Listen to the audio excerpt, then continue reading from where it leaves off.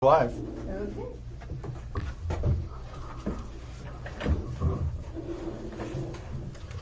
Okay. Everybody got their microphones, everything's on. Try to also, we're calling the meeting to order.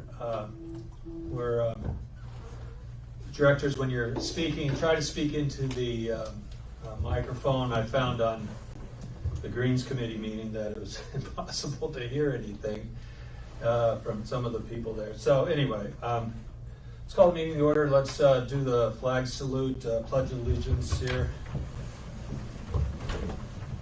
This flag salutes. Let's go. Ready? Begin. I pledge allegiance to the flag of the United States of America and to the republic for which it stands, one nation, under God, indivisible, with liberty and justice for all. Okay.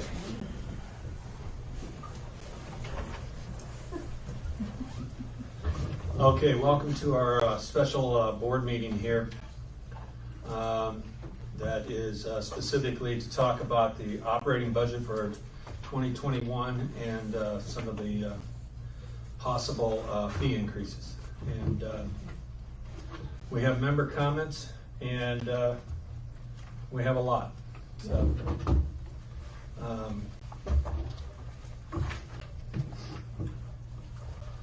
some of you have written quite a bit,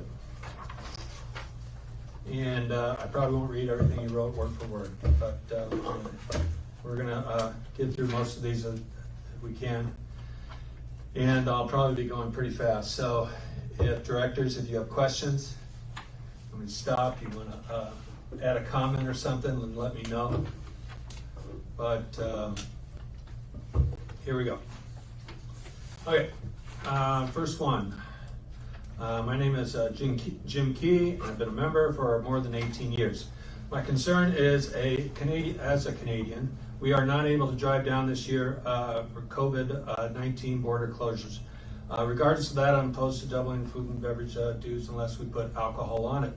There's a lot more profit in booze and food. The other thing is we overhaul the club. The restaurant will be closed anyway. I personally think hold off on dues increases until majority of snowbirds are down, and that includes my American buddies. Okay, next one. Justin Dolan. Been a resident for a year now, Mission Lakes. Love the community, neighbors, but do not understand the reason for the high HOA. Without even having adequate security of the club, i.e. patrols, gates, security functions, etc. My wife and myself and my wife are both active duty. We use none of the amenities the club has, and we still pay $350 a month, which stays above. I don't understand. Moving on to the food minimum hike, there's no reason for it to go up at all, much less that much. You are squeezing money out of your residents and going to end up forcing them to move. The dues just went up, and I've seen no improvement around the club. The food minimum hike is going to improve what? It is going to give us a gate. Is it going to repave the roads? Is it going to fund community lawn care? Please feel free to contact me so I can voice my concerns more directly over that email. Okay. Any comments or anything? The only thing I would answer, with this is, first off, we can't repave the roads.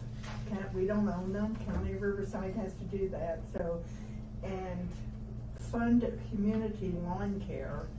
I don't think our dues would handle the lawn care of 1,069 properties. So I would just say that.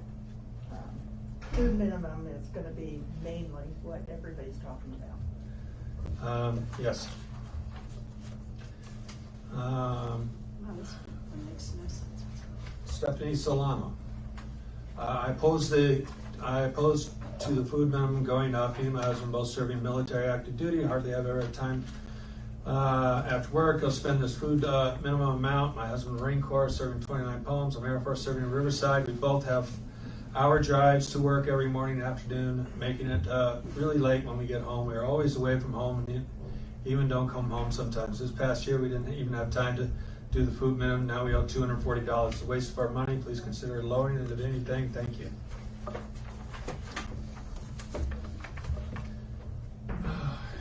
Kenneth Summers. I read on Nextdoor about a plan to double the food minimum to 480. I feel it's excessive if we are going to be considering wild things. Why don't we just buy the restaurant and shut it down and make it an indoor arcade center?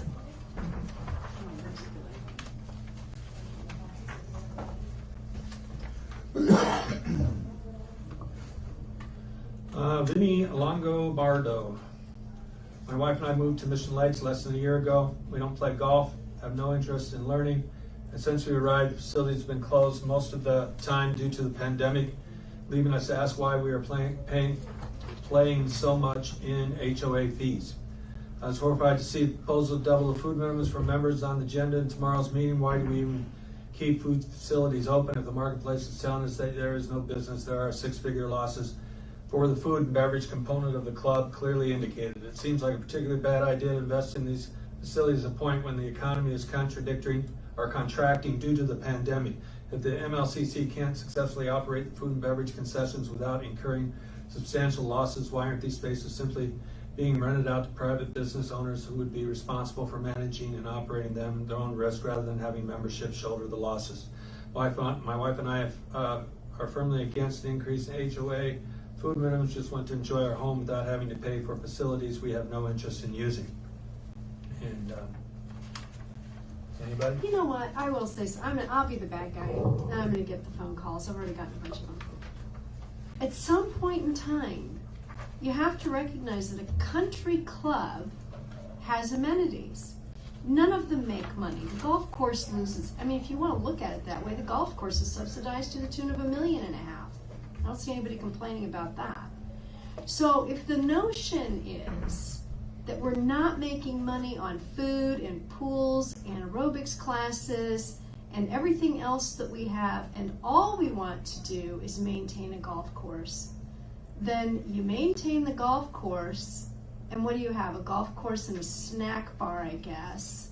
You fill in the pools and make them another putting green, and you don't have an inn, and you don't have anything else that is normally associated with a country club.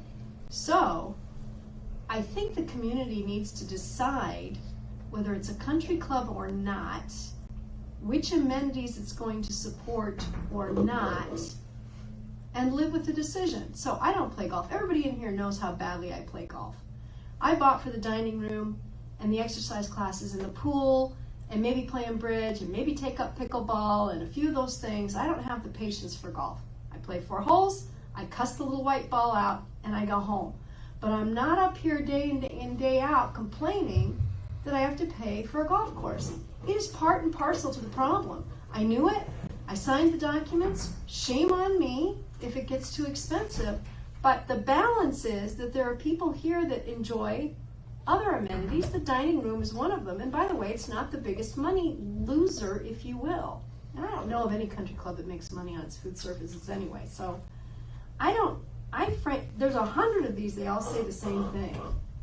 And I just, at some point in time, I have to get to the point where, why in the world, if you had no intention of using any of the amenities here, ever, you would take on, even 3 years ago, it was $280. Why would you take on an HOA of any kind? And we're not gated, and there are gated communities around here that have lower HOAs. So I'm beginning to wonder why. And I guess that's it for me, and I'll probably have a brick through my window. Well, let's hope not. Let's hope we can keep all the conversation out there on a civil level. I have been reading all the social media posts, the Facebook and the that other one. Nextdoor. Yeah, I'd rather not name it. And it's very easy for people over social media to get pretty mean, pretty nasty, and say things that they wouldn't say normally face to face to somebody. And you know, hey, I haven't been involved in a ton of clubs, but every single HOA I've ever heard of has the same sorts of discussions about their dues, about what they want to support and which amenities they want to support. So that's what we're just having right now, having that discussion. So, Alexis Moore, lived here MLCC with my husband, only 10 months. We do not golf. We fell in love with the area and the community, accepting the current HOA and food minimum set at the time of the signing, January 2020. Otherwise, we would not be here. What I have an issue is to raise the food expense to double seems extreme here. The reasons: food is below standard for the prices charged. During the 6-10 months we've lived in MLCC, the restaurant has been closed due to the pandemic. I cannot and will not pay their prices to do carry out. An excessive increase of 100% should not, under no circumstances, be leveled during a pandemic when folks are unable to work for various reasons, are assisting their families who may have lost wages during the time, are unable to go to work themselves due to personal health concerns. We did not move here to be in the restaurant business. I would like to request full audit of your financials and that all projects which call for such large budgets will be put on hold until a time such as the county deems it safe to proceed and our community is in agreement with your projects. Okay, well, the good news is that we do have an audit of our financials every year.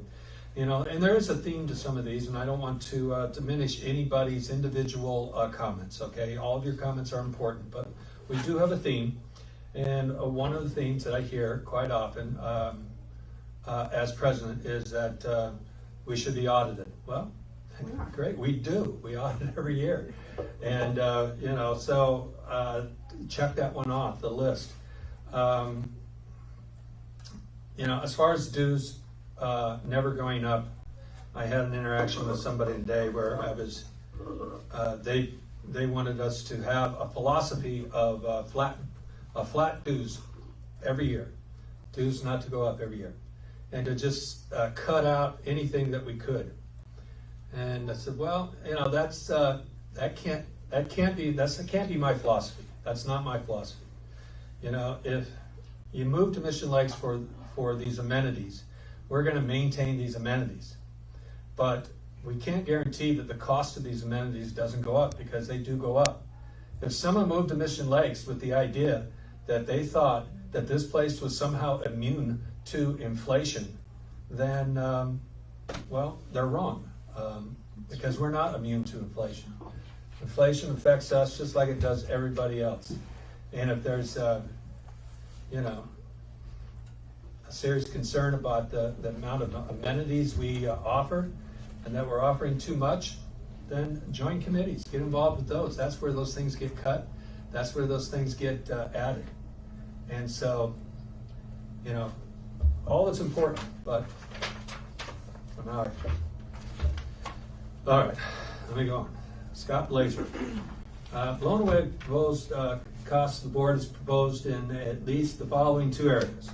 Sandwich remodel, $700,000. I'm going to skip that as a moot point to this particular topic. Although, let me finish this person's.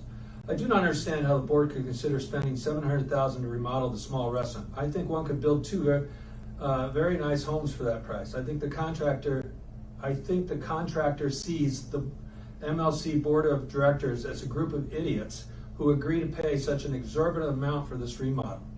This proposed remodel is egregious, to say the least.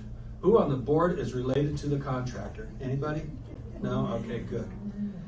If the restaurant is not able to support itself, then it should be closed. Who in their right mind would choose to subsidize a money-losing business? This is the most ridiculous F&B proposal I've ever seen. If the business cannot support itself, then close the business. I would take the word out that he used. It seems to me there are people either on the board or within the country club who would benefit personally with the passage of these two proposed projects, and I do not exist to subsidize someone else's already fat bank account. Okay.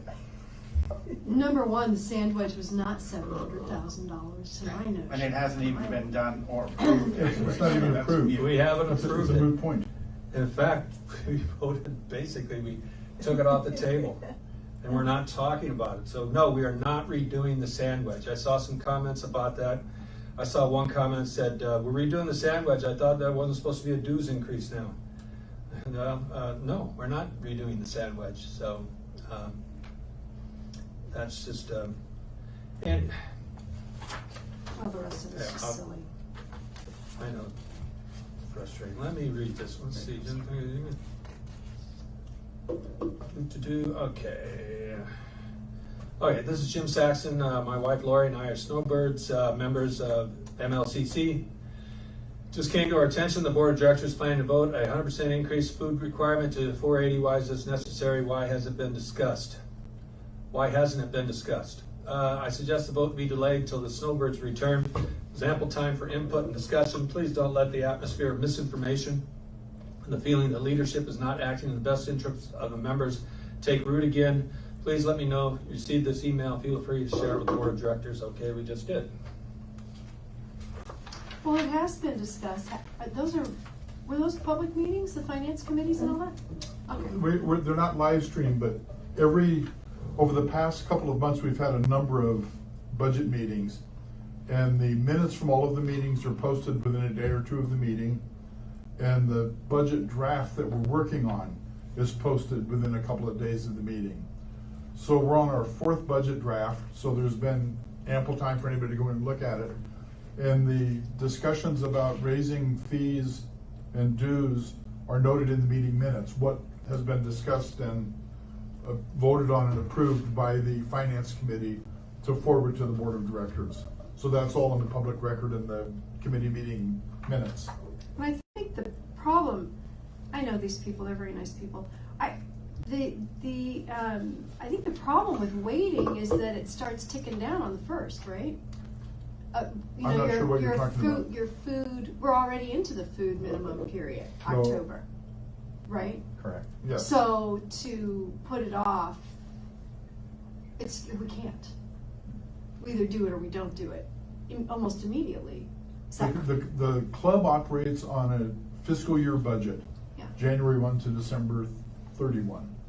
The F&B minimum operating period is October 1 to September 30th, Right. to account for the month that we're closed during the annual shutdown for club maintenance. Yeah, so to wait until, say, January to make up our minds and then slap a double Well, thing it on would just, everybody you would just take what would happen, you would just. Prorate it. You'd take whatever the board elected to approve and say, okay, you have to spend that over 10 months instead of 12 months. So Right. instead of being it'd still be 480, it's just your monthly minimum Right.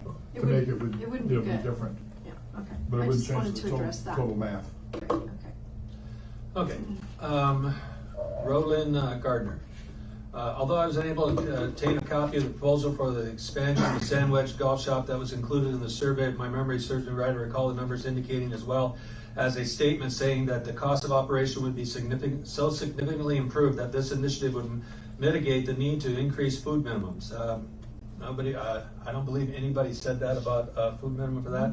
And I'll repeat again, the project did not go forward. So that won't happen.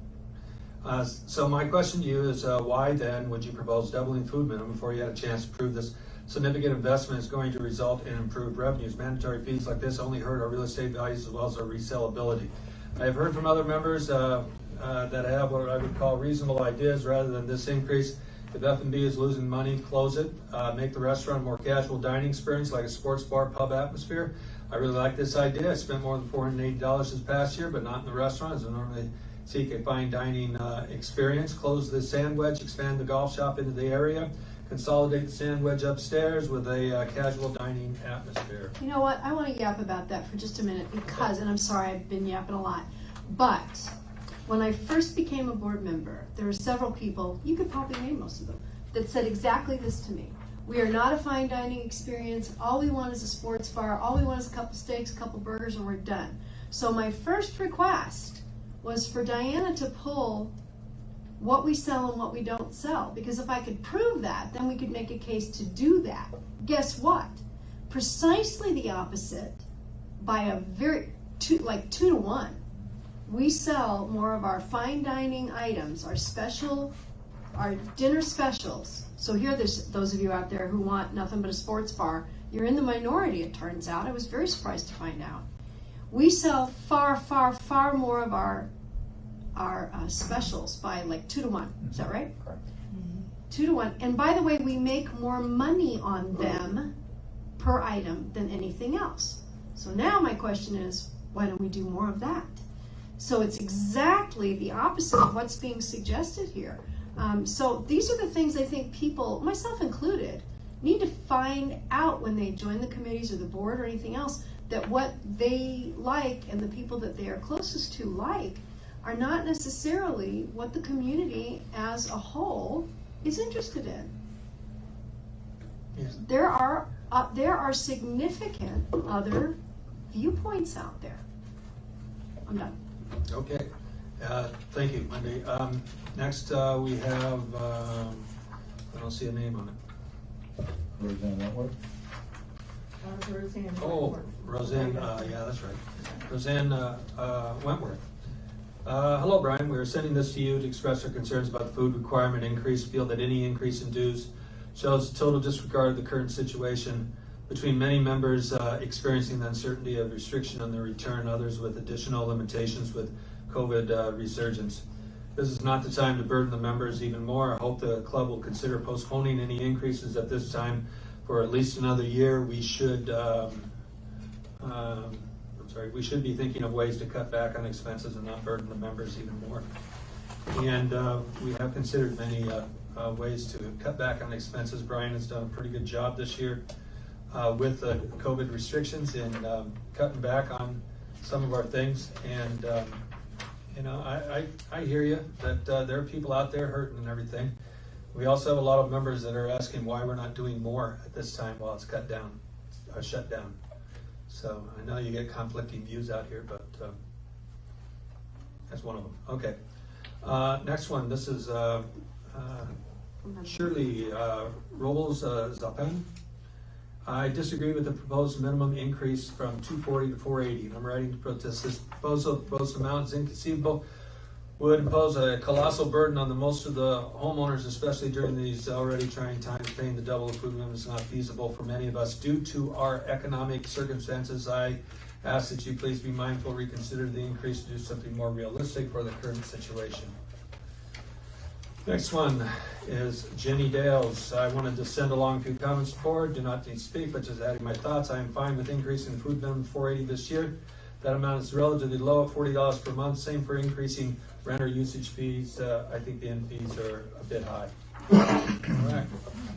Thank you, Jenny. This is from Linda Breen. Agenda 2. Why is the board not allowing public comment by members of the club? The board could read comments for up to 3 minutes, or it could allow members to phone in and comment on a speakerphone. Why is a member comment on the agenda if it is not allowed? That's a good question. We'll consider that. Item 2. Why is the food minimum being doubled in a year when some members are financially strained?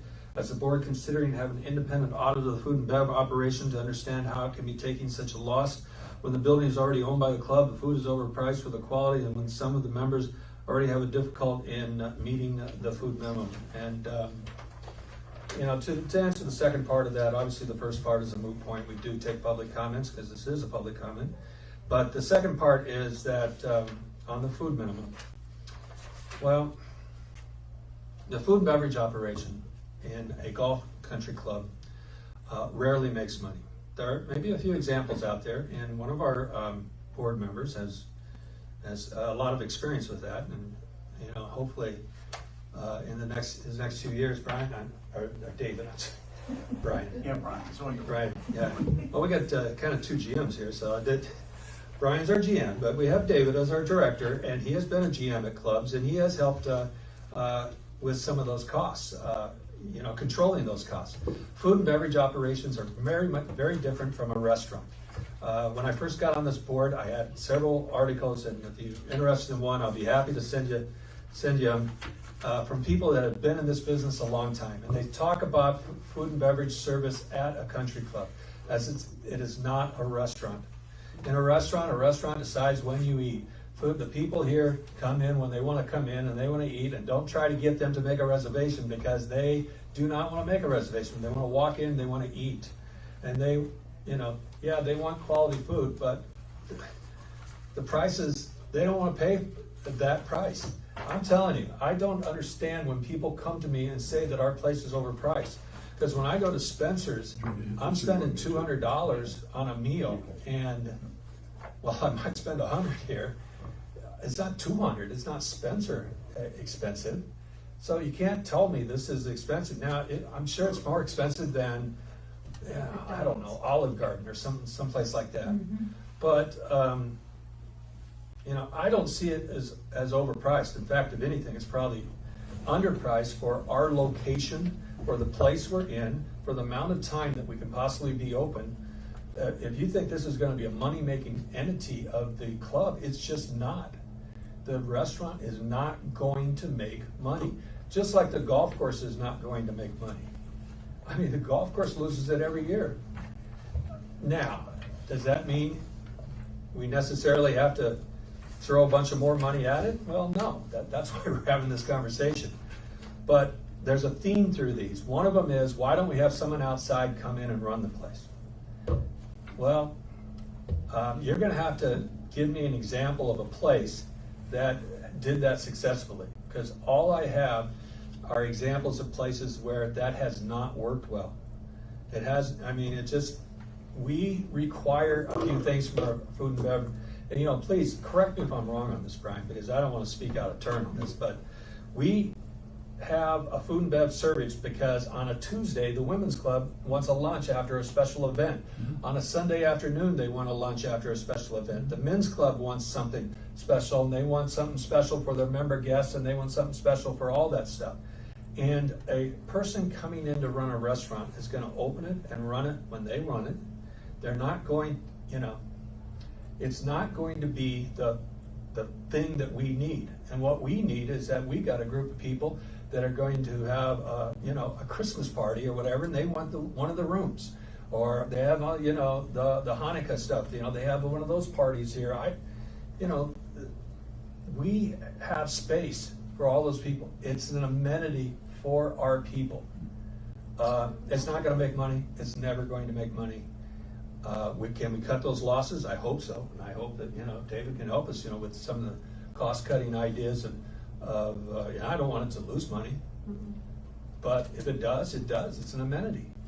It's just like the pool, the weight room, tennis courts, golf course, these are amenities, and, well. May I? Right. Yes, sure. I can only tell you the last 10 years of my club life, the minimum that I've seen any club pay was $800 a year. And that was divvied out quarterly at $200 a quarter. Now, we can't do that here, nor do I think we should, simply because we have so many snowbirds. The last club I ran for a period of 7 to 8 years, similar people, similar demographic as we have here, we didn't even have a golf course. And it was still $800 a year food minimum. Did we make money? No, we went in, and when I went in there, the last time around, we were losing $135,000 in food and beverage. And by slashing and burning, we took it back just to minimally making a few dollars. But what happens is, what actually made us make money was a lot of people who did not end up using their total food minimum. That can be a fairly good sized number. When I was here in 2005, I think we made money because we had $18,000 worth of unused food minimums, and that's the only way we made money.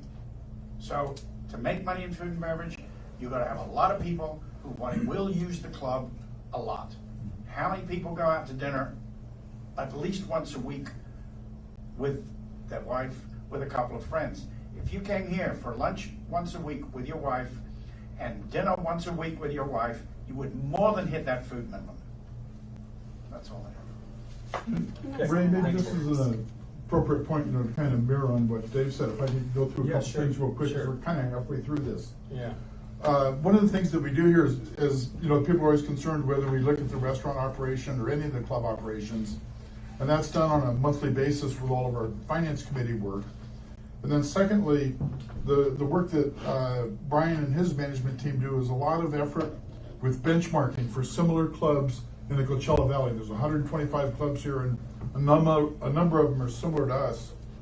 And Brian was able to pull some info on F&B operations that I'll just kind of go through, and we'll post this on the website so it'll be available for anybody that wants to look at the detail in the next couple days. Full member annual minimum spending. Mission Lakes right now is $240. We're at the second percentile.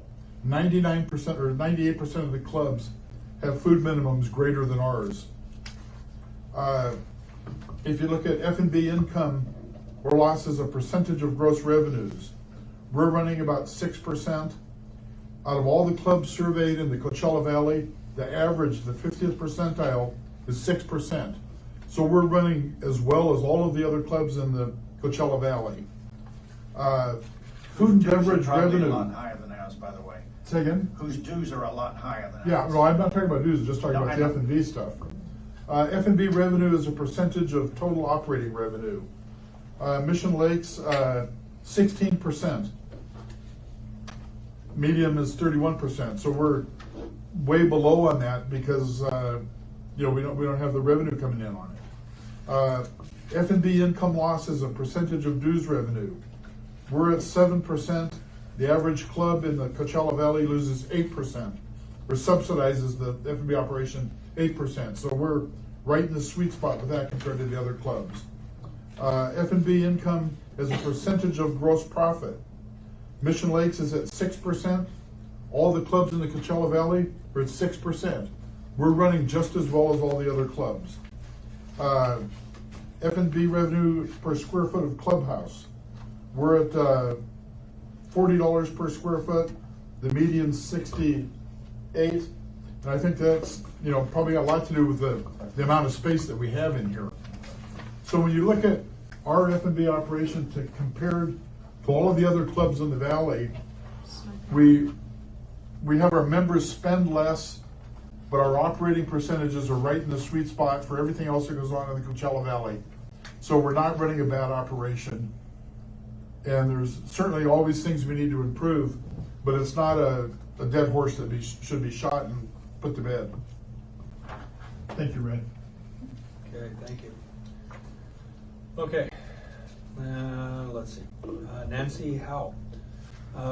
We are members of MLCC, have been. Is my microphone on? Is it on? Okay. Nancy Howe. We are members of MLCC, have been for over 20 years. We, Ward and Nancy House, are against any increase on the food bill. We have been unable to use the dining room the whole year and still have paid in full. I can't read that word. Vote no Ward to and any. I. Ward and I. Ward. Oh, Ward. Aye. Vote no to any increase. Okay. Thank you. Let's see. Edward G. Dudley Roby.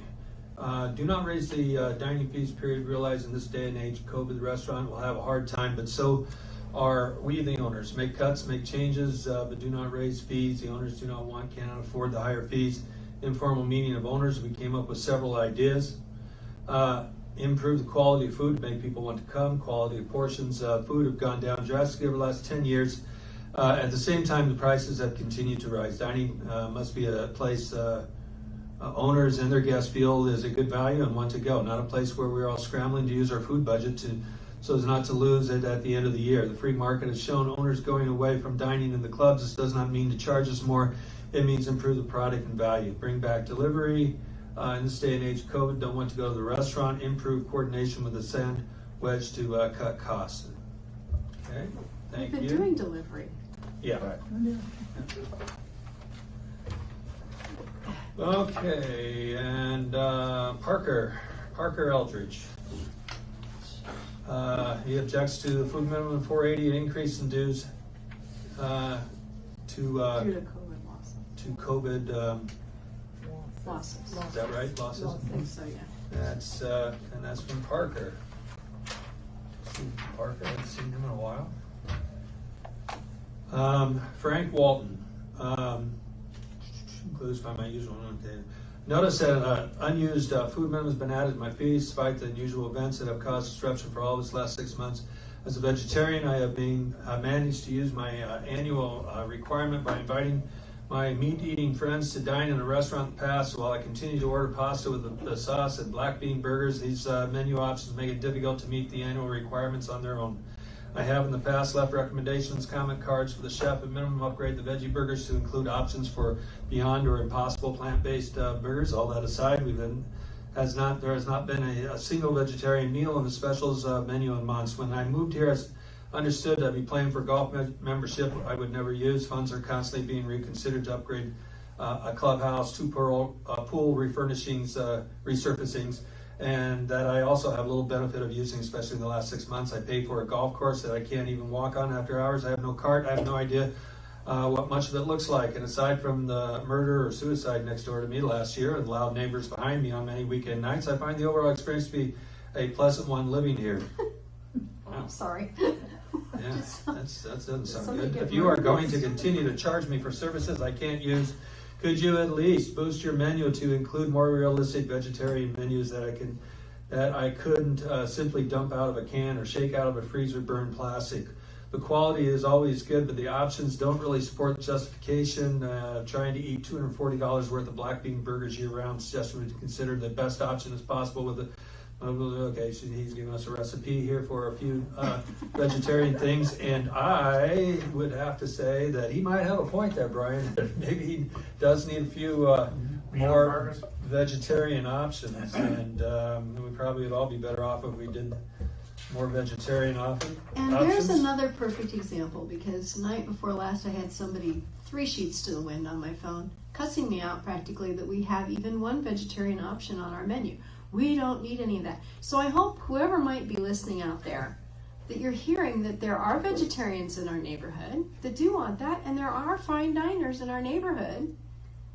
Mm-hmm. And, you know, why is it just that because we don't want something, we think nobody else should have it? And I also want to say, I I like think that. we did have vegetarian menu items on the special Absolutely.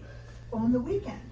Yeah, we've done better on the vegetarian menu in the last few years, but with COVID, that might have kind of slipped by too. That might have been one of the things that just trying to come up with things that box up well and deliver well, that might have not have gotten as much attention as it should have. So we will take a look at that.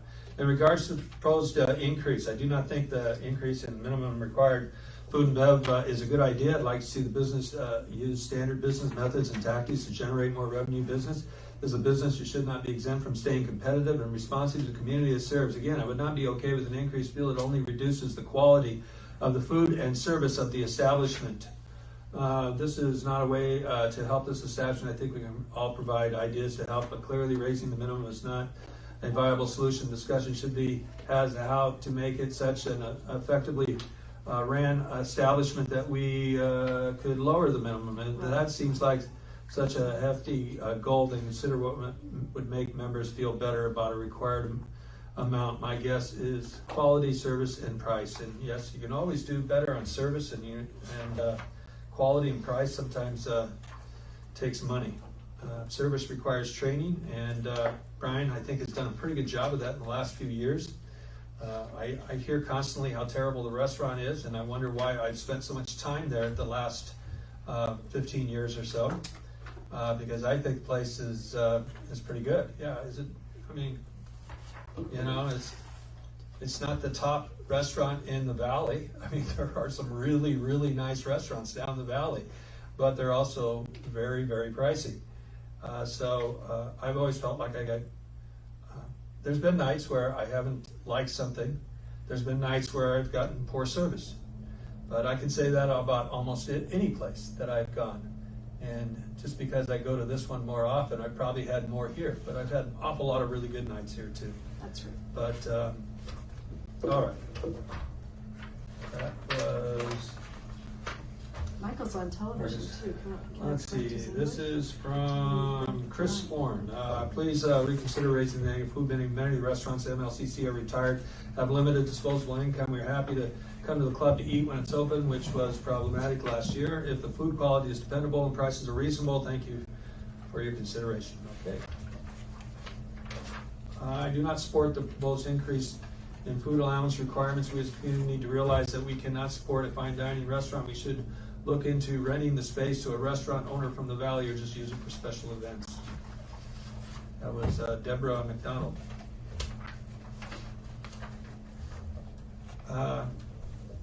Carmen Mateo. I'm writing you in protest of the food minimum double increase for $240 a year to $480 a year, which I found outrageous. Not a feasible solution to the chronically losing money restaurant. I propose that we are closing the restaurant permanently, invest the funds to improve security in the neighborhood, also at the pool. Last night there were at least 15 people, non-residents, social distancing in the spas, and adults were drunk, drinking beer from glass containers that made us very uncomfortable, and we just left. Maybe we can request our security to walk through the pool enclosures as they used to do, make sure the rules are followed and patrons are safe. The doubling of the food minimum, last time it doubled, I believe, was 10 years ago. Am I right, Trish, on that? I think Andy was on that board. I Went have a from 180 to printout of that. 200, from 180 to 200 to 240.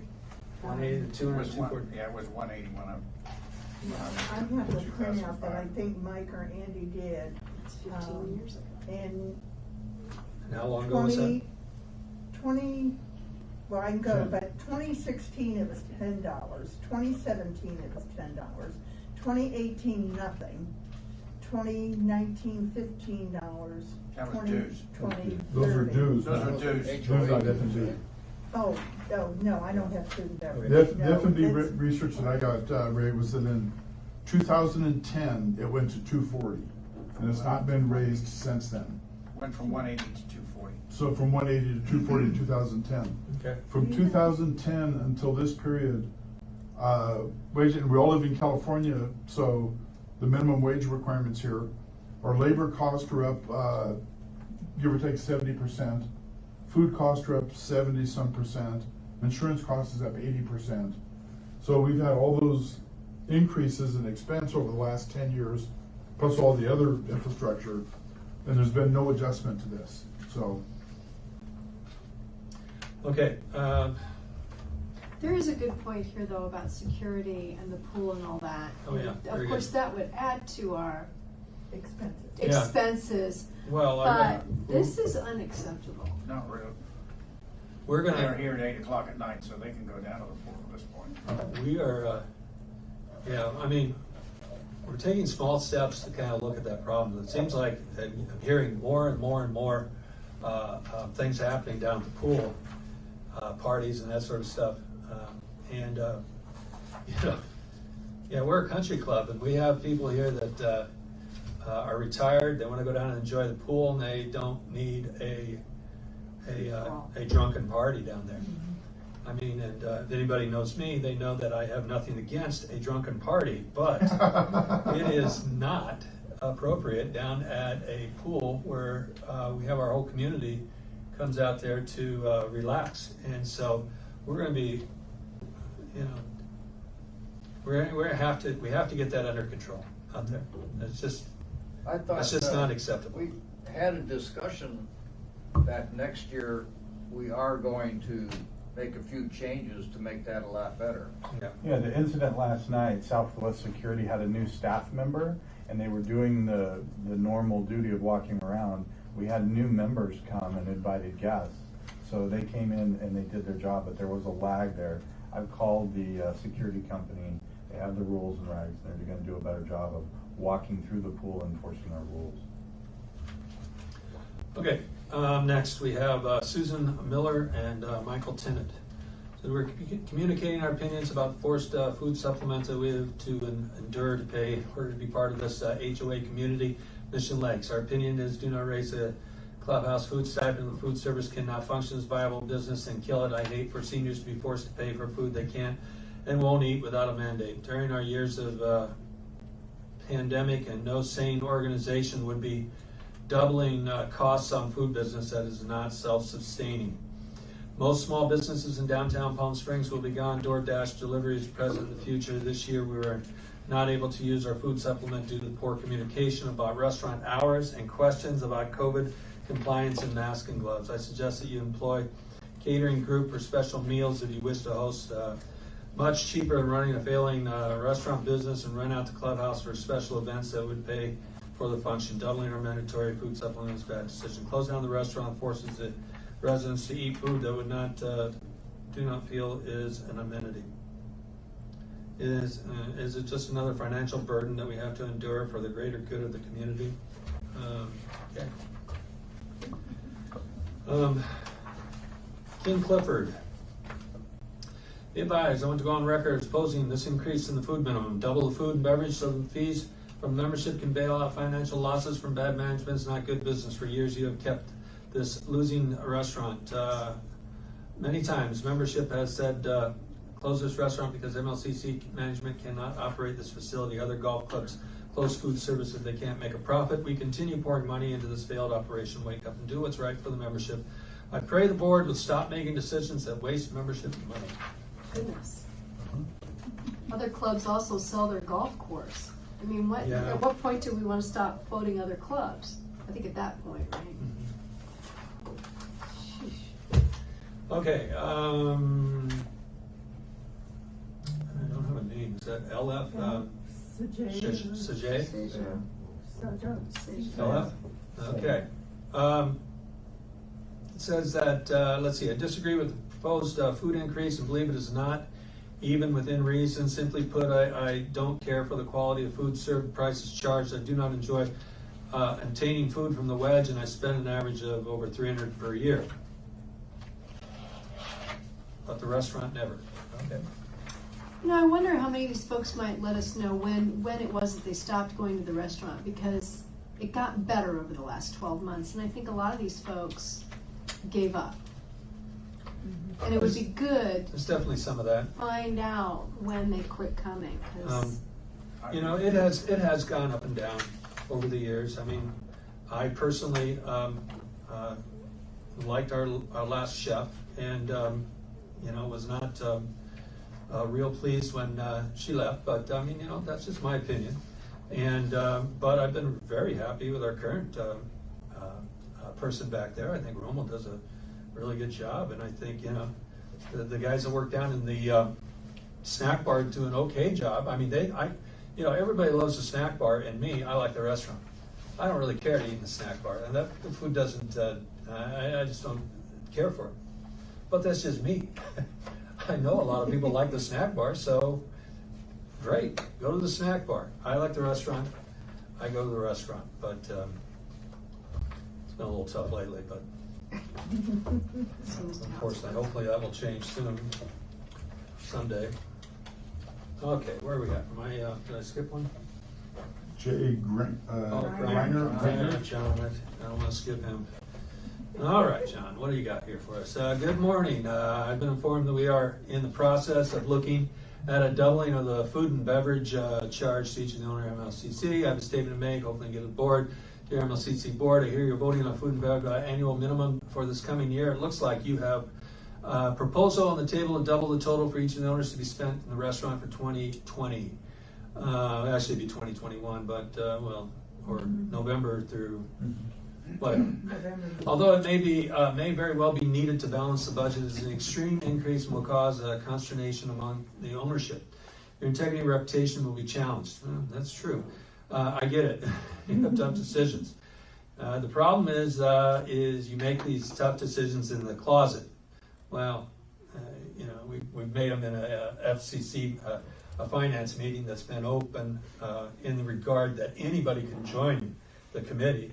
And if you join the committee, you zoom right in with us, and you can sit through you know, a 2-hour budget study every single Wednesday for what is it, 8 weeks or something like that? It's crazy. We've had a number of them. It's crazy the amount of time that Mike Doyle has spent on that. Now, we have other members here that have spent time on it, but he himself has spent an incredible amount of time. And it kills me sometimes to hear the criticism that he receives over it, although I will say he is not exactly the most tactful person in the world at all. I mean, come on, Mike, you can't tell people Guilty as just to charged. move out, that is not a good thing. I was talking to myself. I know you were. So, I was talking to myself. But that he should have never said. But Right. that does not erase the amount of time that he has spent on this budget trying to get it down $1, trying to get it down, it's crazy. And he has done a lot for this club. He receives no money. Nobody on this board receives any money. I was thinking to myself today, I might as well go out and get a job because I'm spending so much time on this ridiculous project of being president of this board. It's driving me crazy. I mean, I don't need a second job, especially if I ever look for a job, I'm going to look for one that has a paycheck on it, and this one does not. So I get a little upset when you start calling me an idiot all the time. Maybe I am an idiot, but just tell it to other people. Don't tell it to my face, okay? And if you have a different opinion, I get it. I get that you don't think it should be doubled. Just make a reasonable argument with me, and I'll be happy to listen to it. And I appreciate all the work that Mike's done. Sorry, I had to say that. Go ahead. Hey, Ray, it's my understanding that the first draft, when the budget came out, the dues increase was gonna be $24 a month. With Yeah. raising the food It's minimum, close, yeah. that knocked it down to $10 a month. Mhm. It makes, to me, I don't know if people know that if we don't raise that food minimum, you're gonna pay $24 a month in dues. The last pro forma that we did, that included the finance committee, and thank you, Ray, for giving me credit, but it's not me, there's 7 of us, and, some of the board members that are here, David and Jim sit on, as well as a number of members that are general community members. As we've gone through all the budget revisions, the last one that we had where the finance committee looked at the dues increases and F&B increases and fees increases, we ran a pro forma on that, and we had been looking at a $24, $25 a month dues increase. With the changes to the fees and the F&B fees, the dues increase right now is projected to be somewhere around $11 a month. So it's a $12 to $13 a month reduction in dues expense by, having it go in the other categories. Yeah, I know Ray made the statement, it's $14 more a month if we don't raise the food minimum. If we raise the food minimum, you can come up and at least get a hamburger for that $14. Well, you get free, the $240 increase you get to come up here and it's free. You get Yeah. free food, Essentially. so. And that's why we did that, and that's exactly how it came up, because the HOA raise was gonna be substantial, or we could take it in food and beverage. And I'm amazed, some people have said to me, no, just put it in the general fund. I'm thinking, why? Why would you hurt yourself? You really, you can't come up here. I've never had a bad Cobb salad up here. I've never had a bad Caesar either. Never had a bad chicken finger, never had a bad fish and chips, ever. And that's just the wedge. So I don't know why I don't understand why they don't understand that it's better for them if it comes in food and they can get something back for it, than if they just pay into the general fund. Which will Problem is- come back to the food anyway, by the way. People are looking at that, I've got to spend another $240 out of my pocket. Not really. If you come up and use the food and beverage operation, that takes care of that extra $20 a month. Right. Right. Right. And let me get back to John's letter here, but those are all good points, of course. Okay, Well, and we're not in a closet. yeah, okay, but and John has another point here on this, so I'm gonna continue reading this. Make the tough decisions out in the open after exceptional communication, reporting about the problem. 95% of the people understand if you explain. Brian, our hired GM, send out a budget summary, tell why. Then have a public open meeting in November when everybody's back. Let the few vent. Promise you integrity will be intact. Do not hide from this. I know you think our current process is enough. It is not. Why every state and union requires cities to have clear notice, and open hearings. People like to vent. It's the American way. Yes, they do, and that's where I'm giving them their chance right now, John, as I read their comments. But you have he has a good point.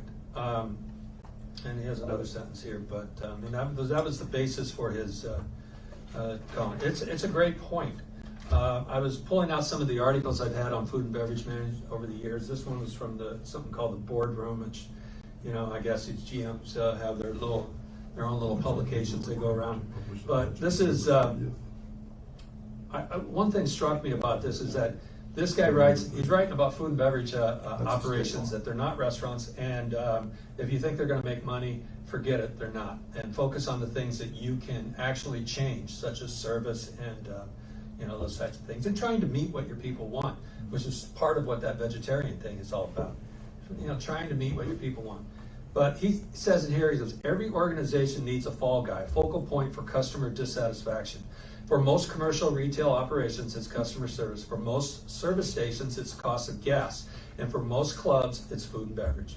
And food and beverage is a magnet for unrelated costs that make this department's financial performance look worse than it already is. And he goes on to talk about how that is something that people like to point to. They do like to vent. And if they have to vent on one thing, they go food and bev. That's the one thing. And it's the same with all the clubs. So it's nice to know that we are just like everybody else, I guess. It might be worth doing a survey. Brian at one point in time said, we ought to have breakfast up here, and why don't people come for breakfast? Well, they might want to go down to the Cottage 2 or something, because they have full service breakfast on plates with silverware, and we tend to do the plastic thing, the sandwich. But that's a legit survey question. If we served breakfast full out with plates and forks properly, would you come here instead of going to the Cottage 2? If we had steak on a sizzling platter brought to your table, would you come here instead of the Capri? Those kinds of questions, that's a legit, straight up question. And then we could kind of say, this is what you said, but you didn't do it, so now here we lost money again. Or this is what you said and you did do it, hallelujah, we made a buck. But I think when you're trying to figure out what to do next, how many of you are vegans? By the way, there's a difference we find out between a vegan and a vegetarian. Yeah. There's a thing, there's no cheese, that whole routine. So, but how many of you are vegans, how many of you really need that? And we could respond to that, and it'd be easy enough to do, right? Just straight up, yes or no, would you not? Well, And see if we we can- did do breakfast up here a few years ago. Mm-hmm. It was open for breakfast, and The club? we came up, 3 or 4 times, and there weren't a lot of people eating breakfast up here, but it was different. Yeah, So there we were- did do that There weren't a 3 or lot 4 of years people. ago. Right. I did like that when it was open up here, but yeah, there wasn't a big response from, and I'm not sure why that was. They couldn't make silver dollar pancakes. That was it. They were too big. Okay, Next. let's finish this up. We got Barbara and Bill Gideon. This letter is to make our opinion known regarding the proposed food allotment and HOA dues. We would like to state that when we moved here 15 plus years ago, food service and staff were exceptional. That's about the time I moved here. Over the years, all three have rapidly declined. We feel it is unnecessary and ridiculous to increase the food minimum to $4.80 per year. We suggest the restaurant be closed. In addition, rumor has it the board is considering the investment of $700,000 in the Sandwich. Is also ridiculous. It's equivalent to 2.5 times the average price of a home here in Mission Lakes. Finally, we would assume that many of the residents are on a fixed income and would find the increase a hardship. Monthly dues increase are more than the average cost of living increase over the years. Our suggestion would be to hold off on any increases this year due to COVID and inability to frequent our club facilities. Okay. Rod Dow, HOA increases. Make it harder for new home buyers to qualify for loans. Restaurants need 3 things to succeed: quality menu, reasonable prices with excellent service. You cannot mandate the use. You have to be competitive, not only for the public, but especially for the owners who have to pay it. These increases will kill the golden goose and need to stop. This is not Bighorn. Sorry, I can't be at the meeting. Please share this. And we did. That's why houses are selling like hotcakes right now. They're selling pretty good. We're nowhere near the big. I don't claim to be an expert on housing, what drives markets, but it certainly seems to be. Anyway, Gene Brayford. We get right to the point. very disappointing to hear the board's going to double the food minimum to $4.80 per year. Most of all, their failure to promote the dining room into a viable functional restaurant. I realize the committees are more or less presence proposals to the board. Anyway, however it all comes together, it is not the issue. The restaurant could be so much more if a proactive board / committee would reach out for professional help in making MLCC a nice place to dine. I will be quite honest, going to the meeting do nothing to change the outcome. The decisions have already been made in advance of the meetings. The board just dismisses anything that is presented by a member. Why would I want to go and be totally ignored and very condescending? That being said, I am hopeful that you read this and consider my point. I am not alone in my views. Others have expressed the same views. Please know that I am not a troublemaker, and I hope you will not view my comments as such. I have lived here nearly 20 years, and I know in the past instances if you complain and do not go with the status quo, you can be singled out. This is a very cliquish group of members. That is why I did not join in. However, I would like to have a nice functioning restaurant to at least enjoy a meal, but doesn't seem likely unless there is a change. If you could consider this an informational and not a complaint, I'd appreciate it. And no, this will most likely not change the outcome. Well, we appreciate hearing your view. Yeah, That's what we have to do. That's the only way we know it if you send it in. And this is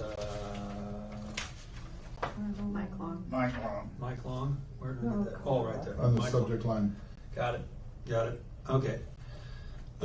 Please be advised, I want to go on record as opposing this increase in the food minimum by 100%.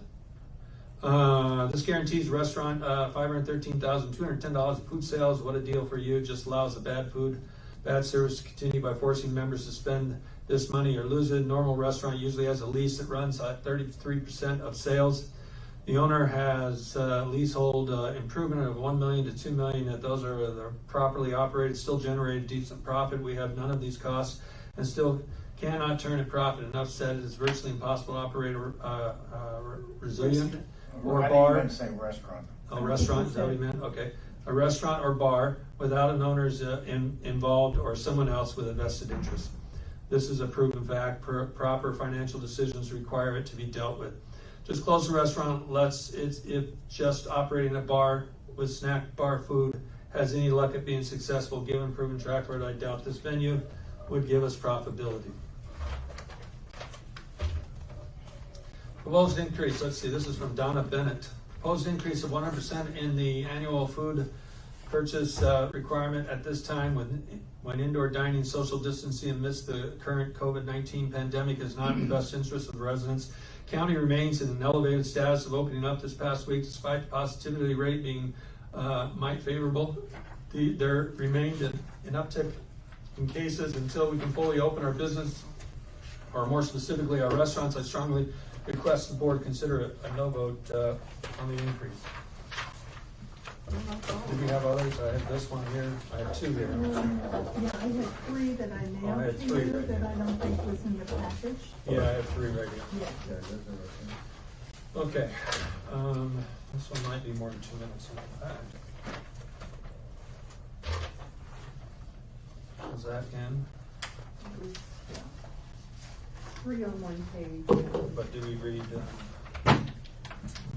this one already? Vincent. Yeah. We got Norman Bunny Charney and Deborah McGowan, the two that I have. I thought we did that. No, we You didn't got a do that. couple They that were in just, the- here's this, that I emailed to everybody on the board. And then two were in our, box when we came in, 2 or 3. Okay, I'm gonna try to Okay, paraphrase that I'm gonna one. try to get through this. Okay, this is from Vincent, Deanna. First of all, I'd like to thank Brian and the board, allowing members to have some say in matters. Fully understand the club, just like my own home or any business, has a budget that needs to be balanced. There are some increases that can't be avoided, unexpected, need to be recouped in the upcoming year. I really can't speak to the MLCC's fees as stated in the agenda because, as stated, I have no idea what these fees are or what the increases might be. I have no issue with the fees for guest cards. Frankly, some of the people have gotten up out of the pool have driven me away, and the pool is one amenity that I really enjoy. Not sure if those people were from the hotel, which does seem pricey to me considering where we're located, but some of those people seem to feel that they are the only ones that matter and the rules be darned, I guess he's trying to say there. My biggest concern with the proposed information is the increase in the food minimum. Single individual, I can tell you that is just trying to spend $240 a month has been a big challenge. When it was my partner and I, it was different. Now that he has passed, the minimum is not easy to reach, even with the budgeting into my monthly plans. 100% increase is totally outrageous to me. For the first time, I'm going to say something that I have been against for years. I think it's time to allow the members to vote on keeping or getting rid of the restaurant. I've been totally against that in the past. However, this is the only way of keeping it open. Then we have reached a point then where we need to consider major action in the food and service. That's decent. I could rationalize the increase, but that's not the case. Last time I actually took people up to the restaurant, it was party for, and I brought salads out. I was served the salad, was visibly moldy. Other members of the party looked at the salad, then at me, and asked the waitress, she was kidding, and said, what? And then, oh, that's gross. Let me get another, really. My party and I went down to Lulu's in Palm Springs, had a great meal. I've never had a great meal at Lulu's. No, ever. It's all Never. right. I guess I shouldn't say anything bad about it. That's okay. It's all right. That's Lulu's not is a good good. place. I don't want to be sued by them. And you know, it's quite lengthy here. Okay, so I am going to paraphrase a little bit of this. It is a 2-minute discussion here, and this is going to take more than that. Look, I don't mean to make fun of the fact that you got a bad meal. That's not acceptable, and there shouldn't be bad meals coming out of there. And those are problems that Brian has been working hard on for the last few years, and have gotten better. Does it happen from time to time? Yes, it does. It happens at a lot of restaurants from time to time. But unfortunately, one time is too much, because this is what happens. As people have this bad experience like this, then they'll come back. So yes, we need to do training. We need to get some people in that are really excited to be there and excited to come up to Mission Lakes to work. And so we understand. We got there's always problems and concerns there. Just like there's always problems and concerns with the employees that work on the golf course. It's a constant thing. And Brian and his managers deal with that on a daily basis. So we get that. We understand that. And I'm sorry you had that meal, because I really don't want to make fun of that. I think that just Did you ignore say it. when it happened? My party went in, okay.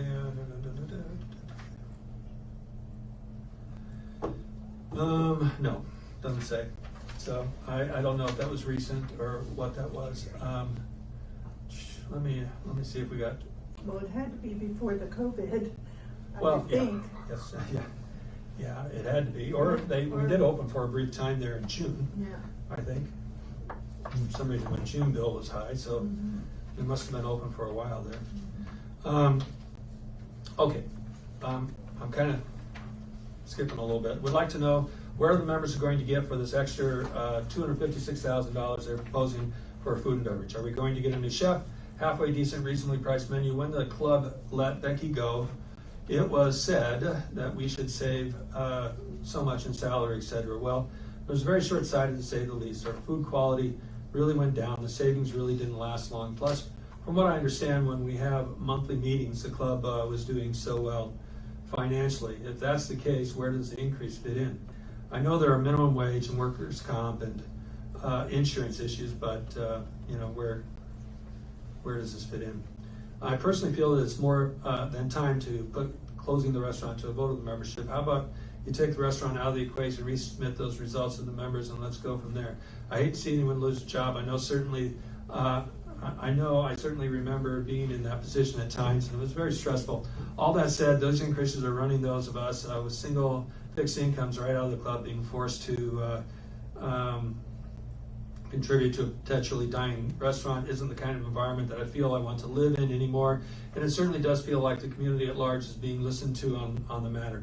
And the fact that you're closing the restaurant for more than an extended period of time in the upcoming months, we have even less time to spend the minimum. If those spouses, other significant others in their lives, the minimum might not seem too bad. But to those of us who do not have that option, that puts us in a position of having to just throw money away that we cannot meet the minimum. I feel like I'm beating a dead horse here. I'm not sure.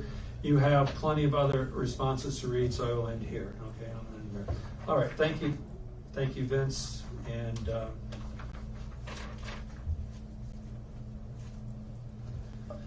okay, let's see what else. We have Jeff Konakis, is that right? Can't pronounce that name.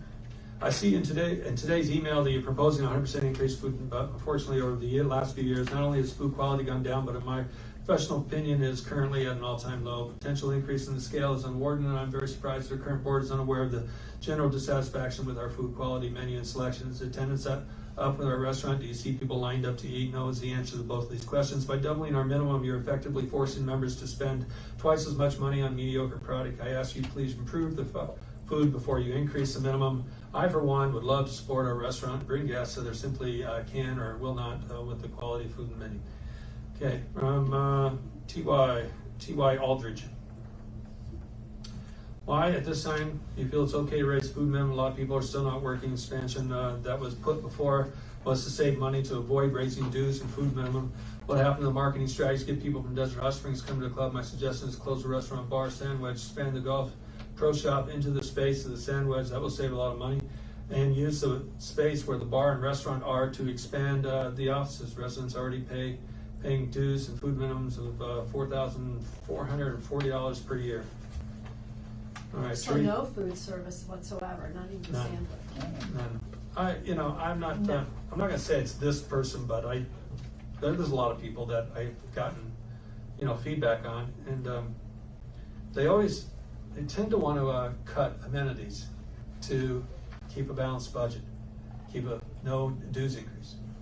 And it's interesting, they always want to cut the thing that they don't use. And so, if they don't golf, they don't want you to replace equipment. They don't want you necessarily to reseed. Why are you reseeding? Just let it go. It'll stay green for a while. And so I kind of get that idea. Everybody sees what they see in front of them and what they're doing. But we on this board have to consider everybody here. And I know there's people here that move here and just use the restaurant. And it's killing them. This COVID thing is just really is killing them. And I'm sorry, there's nothing we can do about it. But when that, finally is fixed, that little issue, then we're going to have a restaurant back open. And I know my neighbor, that's what she uses. That's all she uses. She comes up here, she eats dinner on Friday and Saturday, and that's what she uses, and that's what she loves about the place. So, you can't tell me it's not an amenity for some of our guests. It may not be an amenity for you, and it may not be an amenity for your household. And I hope you find a way to use that money to purchase something up there. Because if it's not that, then it's going to be maybe not a $20 increase in dues, but it's going to be, it may not be 20 more of an increase in dues, but it's going to be an increase in dues. And with an increase in the food and beverage minimum, you're getting something for that. And I know now I'm arguing that point, so I should shut up. Okay, I have two more after you finish that last. Finish the last one here. Am I okay with the last one? Where am I at? Teresa Jensen. Okay. In regard to the proposed club budget, please do only the necessary improvements during these uncertain pandemics times. Yes, the pool area needs an ADA bathroom. We do not need fire pits. The golf course is functional, as is any remodeling should be done at a later date. The food minimum does not need to be doubled. We have experienced many days with the restaurant closed. In the future, it's still unknown regarding closures. COVID has put a hardship on many people, and the board should take a step back and place all the unnecessary increases on hold. Reconsider these improvements when our country is in a safe economic health environment. Thank you. That's Terry Jensen. I believe I have.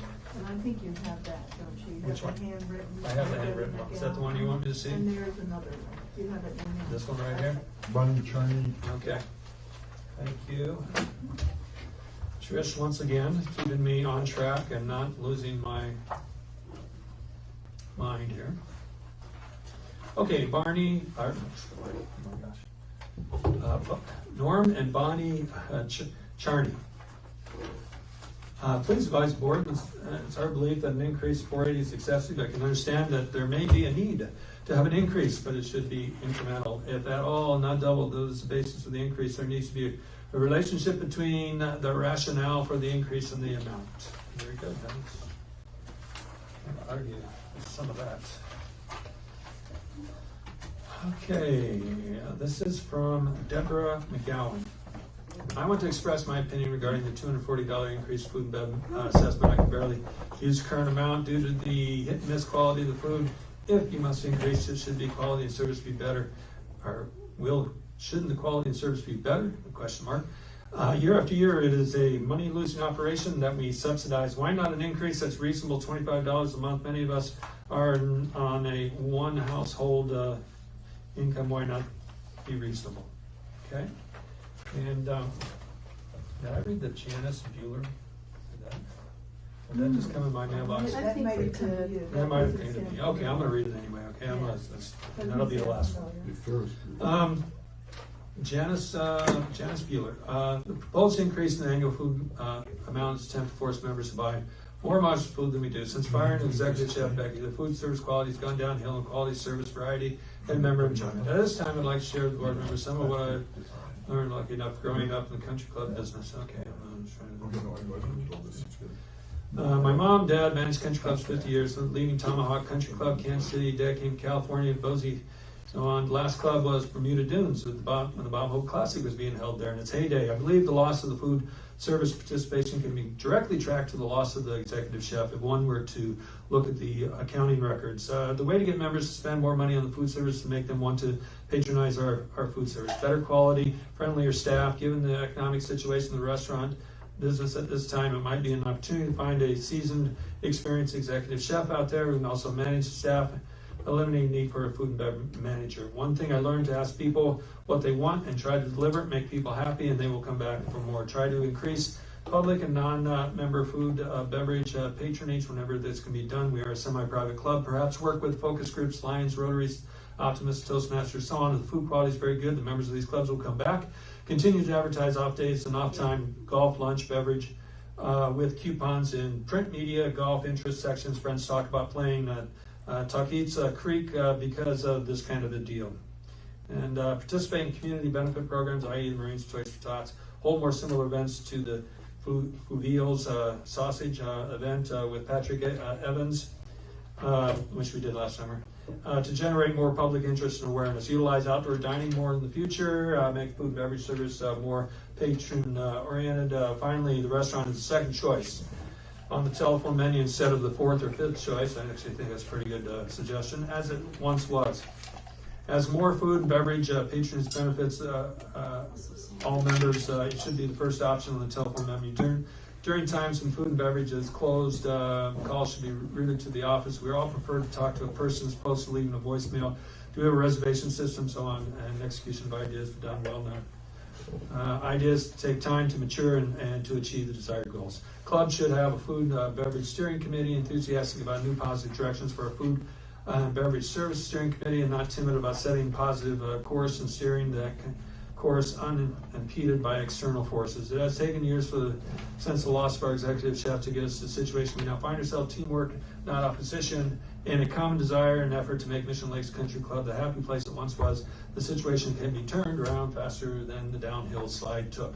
Although I may not agree with all of your sentiments that you expressed in this, Janice, I do appreciate your upbeat quality to your letter, trying to trying to come up with a solution, trying to come up with the reasons. These are all good things. Those are some good ideas in there. Yeah. So We should probably save that one. Too bad we left that one for last. we'll save them all right here. We'll take a look at that one. Saving the best for last. Yeah, I guess so. Well, there I you do, go. and I think the sandwich, I meant to, did I tell you that? People were calling me at first, what's the sandwich's phone number? Because there's no selection on our main number for the wedge. On the phone tree? We should maybe get a selection number for the wedge. I don't have any others. Hopefully there's comments. It is listed on the calendar. It is, but it's a different number. It's a different number for the sandwich, It and is. it should be. Why? And it's listed, It should? so that they can call them direct. They can call the sandwich Well, can we do direct. both? For They can those- go through the Well, I here think or direct. We go direct for the sandwich. I don't think you can go through here. That's why people were calling me. Oh, we'll look into Take that. a look. yeah, we'll have we'll have Brian Anyway, that's a Oh, small look into thing. that, and yeah, I've had reasonable, intelligent people ask me how do they get in contact with the sandwich, so there's got to be something wrong there. Okay. You know, these aren't people that I would expect to not be able to look a number up somewhere. There's a number for it. I know there is a number, but they don't know there's a number and they don't know where to Oh. find it, so, you know, maybe we need to get that number out there more to them. We don't wanna make them, You can have we it on don't wanna phone. make them work to spend money, Brian. We No, just don't. not at all, we want them to, Can it be on the phone tree that says for the sandwich, call this number?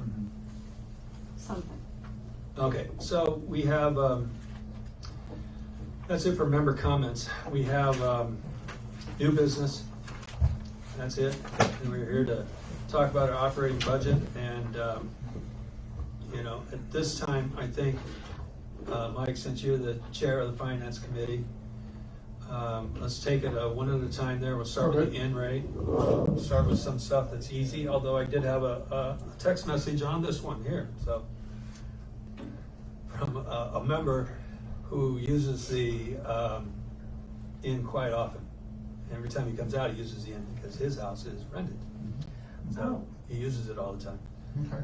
But he was sort of kidding me about the thing, is that we were gonna force him to buy a house here rather than come out another second house. And I go, yeah, we want you to buy a second house. We want people here in their houses, staying in their houses, using the amenities. We don't necessarily, we understand that there's a need to have some rentals and that sort of thing.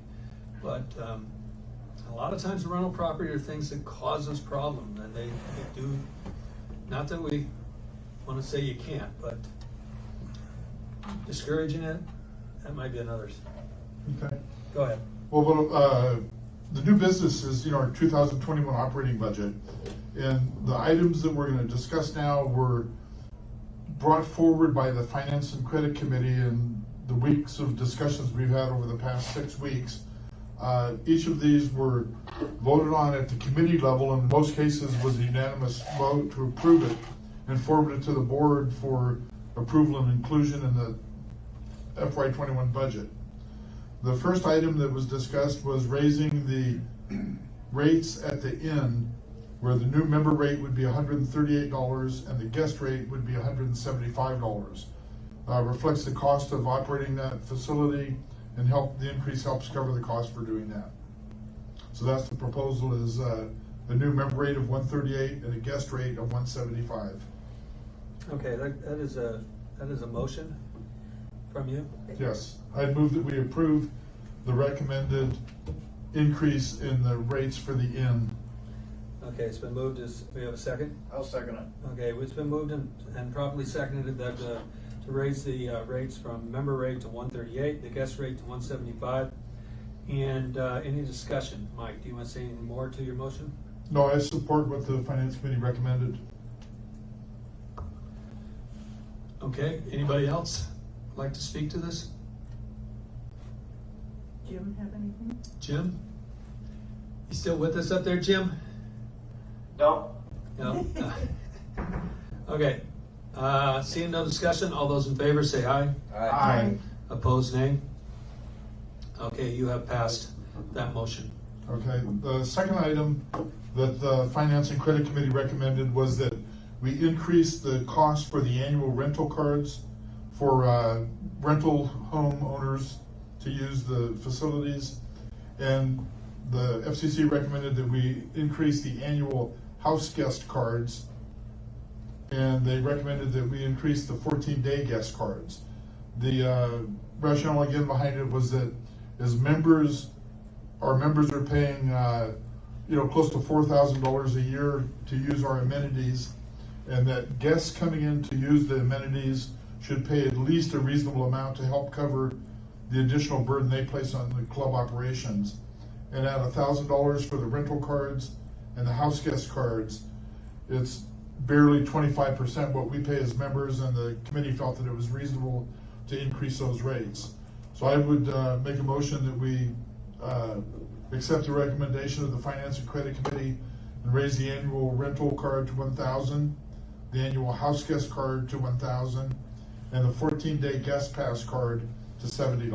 Okay, do we have a second? Second. Okay, it's been moved and properly seconded to raise Annual rental cards to $1,000, annual house guest card to $1,000, the 14-day guest card to $70. You want to speak any more to that? No, Mike? I Anybody support else the finance would like committee's to? recommendation. Anybody else would like this? Speak on this? More? No. Okay, seeing none, all those in favor say aye. Aye. Opposed, nay.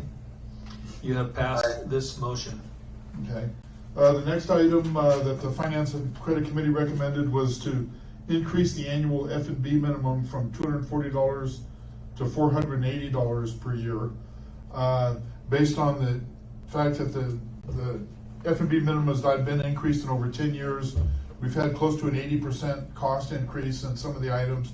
Wages are up 70%, and it's the Finance Committee felt it was reasonable to assign some additional income to those, to cover those costs.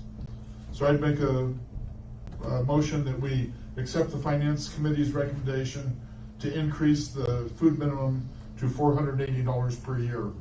Do we have a second? I'll second. It's been moved and properly second to raise the food minimum from $240 to $480. Any more, Mike? To your No. motion? Nope. Anybody else? Yeah. Let's take, I think we should digest just a minute. We just spent an hour and a half reading all those. There were some recurring themes. One of them was, we need our chef back. Well, never mind micromanaging how you do this. But the recurring theme was, and it might be that they haven't been up here recently. I'm willing to admit that. But the recurring theme was food quality and service. I think even more than price. I don't think price is that big a deal. I think as long as the quality's good and the food's certain. I know you bought the pans for me because I want that sear. I think we need a better tomato sauce. That's my input. But just in general, to just really get on that and these people, I don't understand this for the life of me because my phone blows up all day long every day. Here's the specials, here's when we're open. But you did have to tell me that I had to do something because I wasn't getting them at first. So we need to somehow, maybe member communications can just drive people crazy and even snail mail stuff. These are going to be our hours. These are going to be our specials. Here's how you get on your phone to get blasts. And just drive people nuts for a while. And also perhaps maybe the local populace. Because, for instance, New York Life has this famous thing. I used to work for them for a minute. They have this thing about how many touches it takes to get a sale. 12. It takes 12. They give you the whole process. But it takes 12 touches to get a sale for life insurance. Now, it's easier with food. But I would say if you haven't hit people 4 or 5 times, you might not get the result you're looking for. So I think we should really ride people on service, and Diana's going to have to really probably bust her back in for a while. And make sure that we're really checking on are your salads good, is this good, is that good, just get on it. and I don't want to interrupt too much with you No, here, go ahead. but I want to stick to the increase in the food minimum. We certainly have some things that we need to do there, and those are all good things that we're going to talk about for service. Are we? Because that's what, I just don't want the perception to be, we went through all this and we did what we wanted to do anyway. I don't think that's how anybody in here feels. We're not, I mean, we're sensitive to this. COVID is an issue. And I think people also do not know, and let's say it again, that it's either this or you're going to have a substantial increase in the HOA with no opportunity to recover your costs. And I think we should put that out to people and agree to put that out in some kind of a memorandum before we take this vote, because we know how it's going to turn out. At least I think I know how it's going to turn out. But I don't think we want to be seen as just saying, yeah, we read it all, we don't care, boom, we're going to do it anyway. That's not how anybody in here feels about this. Yeah, we definitely don't feel that way. I can guarantee you that. David? Brian, how long since we've sent out, this is a little bit off track, but how long since we've sent out requests for people to update their email addresses? Because I know 3 people that I've sent stuff to in the last week, and they've all bounced back to me because they've changed their email addresses, so it might be. I'll check on that with the membership office. Yeah. One thing we do have an issue with, and we're trying to correct it, it's very easy to unsubscribe yourself. Yep. You can be in there, and unbeknownst to the member, they unsubscribe themselves, and a little while goes by, and they go, what happened?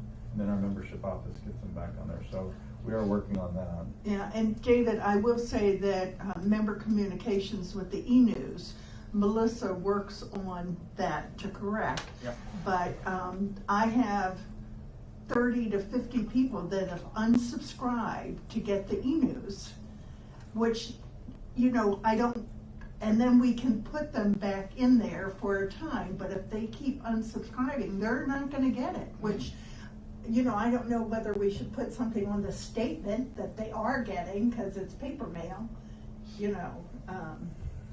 And then there are a lot of people on there that are deceased.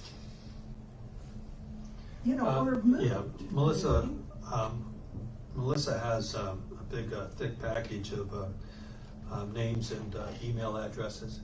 Although I think she wanted me to express to you, Brian, that the one she got today is not in alphabetical order. Oh, okay. So now she's gonna have to go through and go name, okay, so she is currently going through all the members of the club, the 1,069 members we have, and making sure that their email is in the constant contact and going back and forth. It takes a lot of time to do.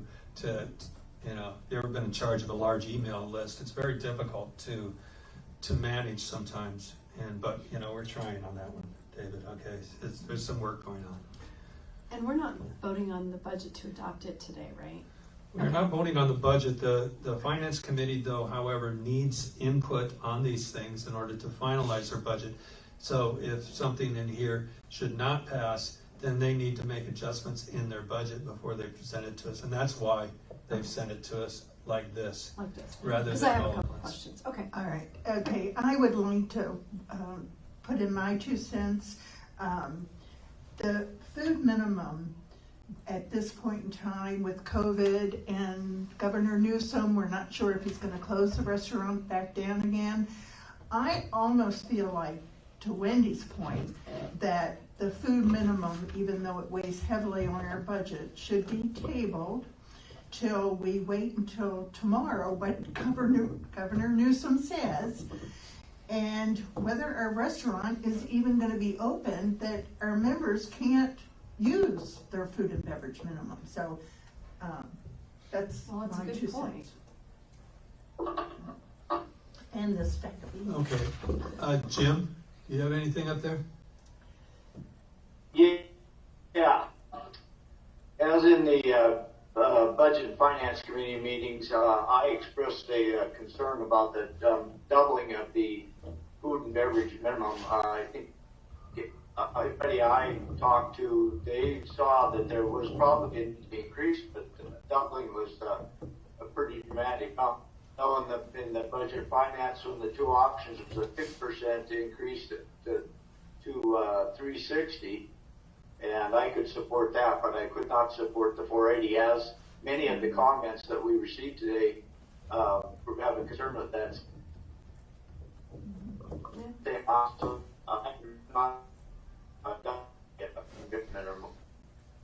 You're breaking up, Jim, but I think you're breaking up on us, Jim. Okay, now you're back. You're unfrozen. Well, maybe we should. Okay, yeah. I can't support a doubling of the food and beverage minimum. I could support a 50% increase to 360, but not before. Okay. Well, it's Tom. I'm one of those guys that spends quite a bit of time up here. I just think it's too bad with this virus thing, because I think in January and February we had really made a turn. The food was good. The service is probably the best it's been in 4 or 5 years.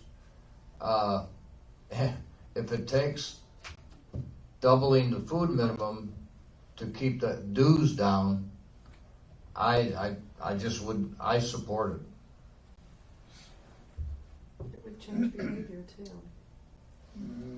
Okay. Maybe David? my only other thought is that we vote to raise the food minimum, but it doesn't go in effect till the 1st of January. To depending on what happens, or the 1st of December, pick a month.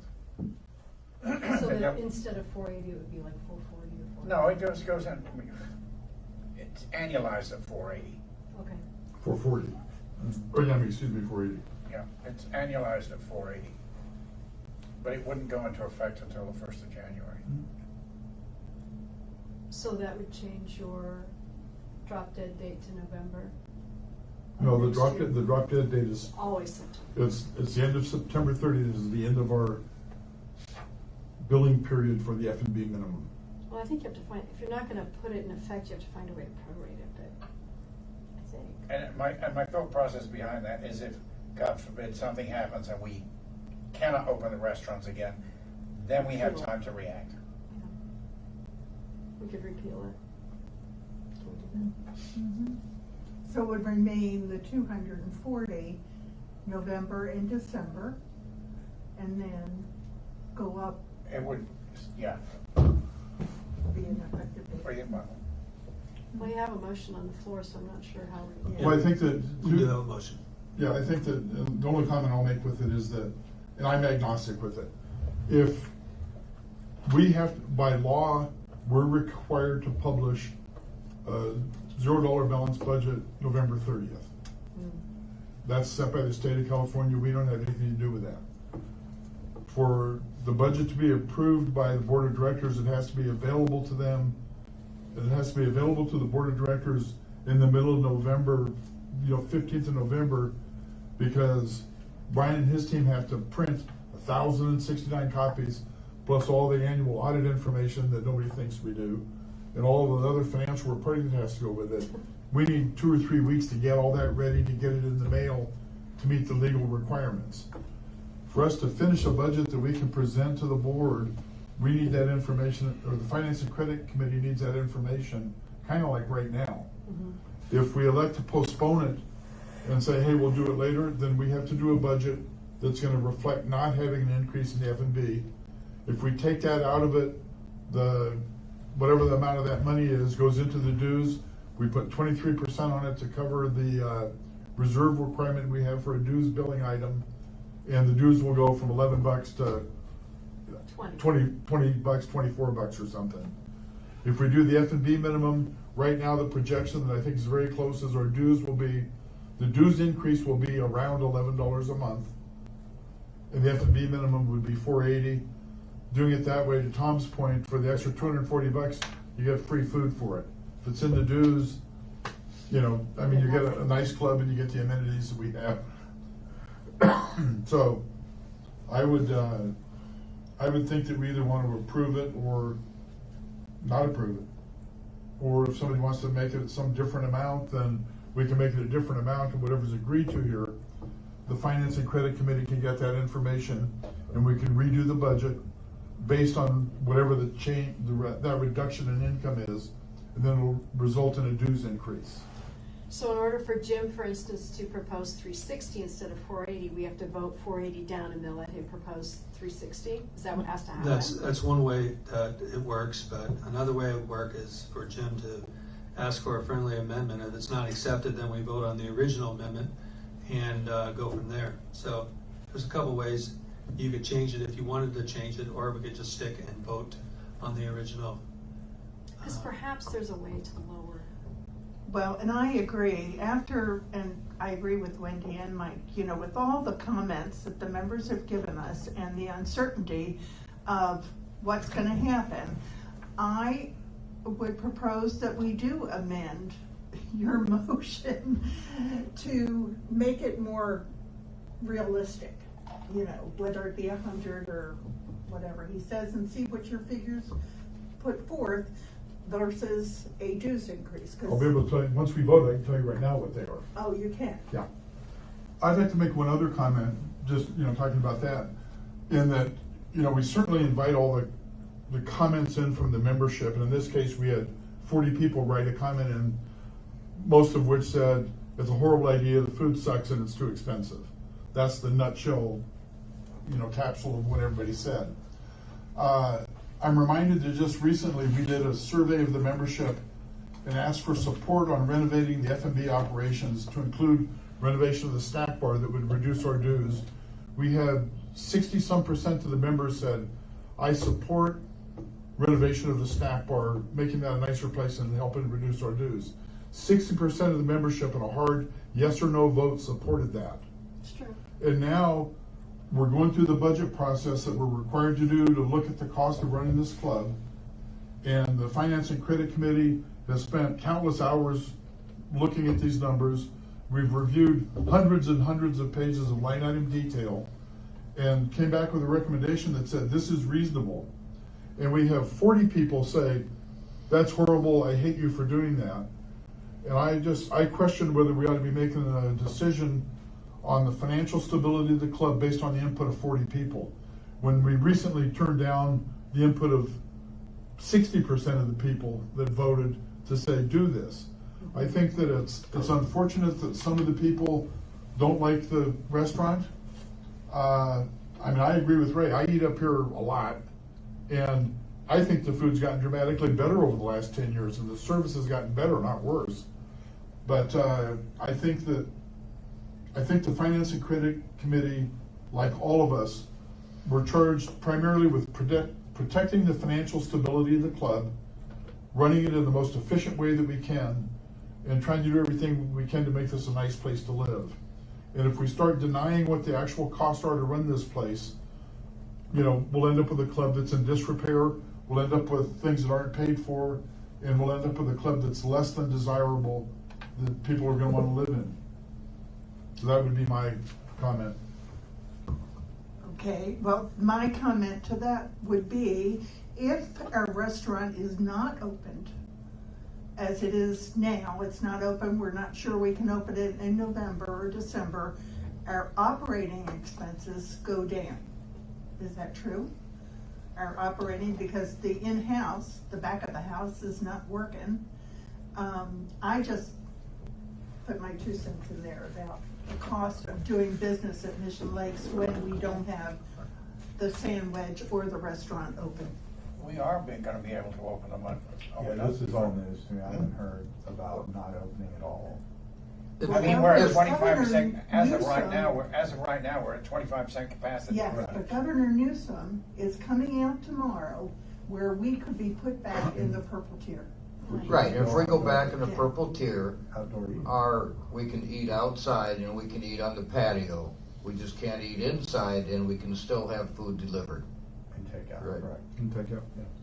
The other thing that, and I know I've taken advantage of it, and I think probably several people in this room have, the ordering the meat to go, the steaks, I ordered 2 whole fillets, 2 whole tenderloins and cut them myself.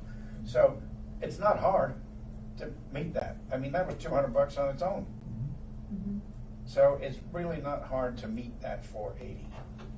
And people go into a grocery store and buy meat all the time, and I'm here to tell you, the meat that we're buying here, and you can cook it yourself at home, is a lot better than the meat you're gonna buy at Vaughn's, Stater Brothers, and Albertsons. Yep. You bought a whole tenderloin? Okay.